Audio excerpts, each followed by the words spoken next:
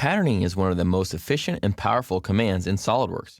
Features, bodies, or surfaces can be patterned, and there's no limit to the number of instances. To get started, we first need to select the features or set of features that we'd like to pattern.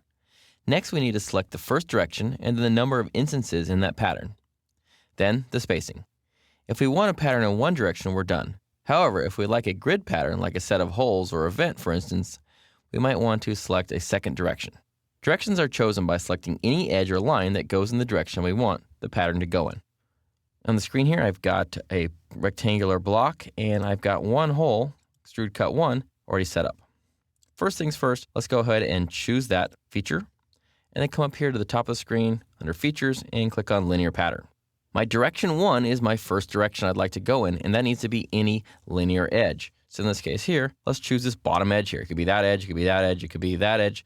It doesn't really matter. Pick one. Choose that edge. Now you can see there's a little arrow and a little blue line showing that pattern direction. Next, let's choose the features to pattern. Well, the feature to pattern is in the tree, and it happens to be that cut extrude 1. Notice it gives you a little preview of what's going on here, but it looks like the spacing's not correct. So let's go back up here to the spacing and increase that a little bit. And you can see as I move or increase the value, the preview moves on the screen. Let's go ahead and make that 1.2. If we want to type it in, we can type in 1.25. Now, we can control how many of these we want. So let's zoom out a little bit and then increase that number so it goes all the way across the part. Now, if that's all we want, we just click on the green check mark and say, okay, we're done. And there's that new pattern. But what happens if we want holes all the way across the part? Let's go back to Linear Pattern 1, open the feature, and this time, let's click on Direction 2. For Direction 2, I'm going to choose this edge here. So the holes are going that way. Choose how many we'd like, and I'm going to put 2 at first, and then I'm going to adjust that spacing. It looks like 1.4 will work just fine, and let's go ahead and increase the amount that we have in the pattern. If you go one too many, you can see they'll cut off the edge, so we might want to bring that back one more. And we can also adjust the spacing here so it fills it a little bit better.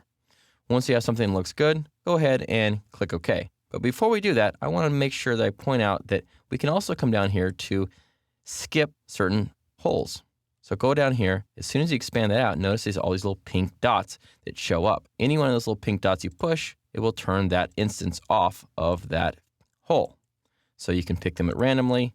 Doesn't really matter. Turn a few off, and they show up down here in this box by the grid pattern. If you want to bring one back, go ahead and click on it and delete it from that box, which then brings it back in the view over here. When you're happy with what you have, click on OK, and there's all our holes. Patterning can be a huge time saver, and the pattern features are easily adjusted. Patterning can be done in the sketch mode. However, that creates a large, complicated sketch, and it's much harder to work with. I always recommend keeping your sketches as simple as possible and patterning and mirroring bodies and features versus sketches. The results will be the same, and there are no rules. However, feature-level patterns are so much easier to work with.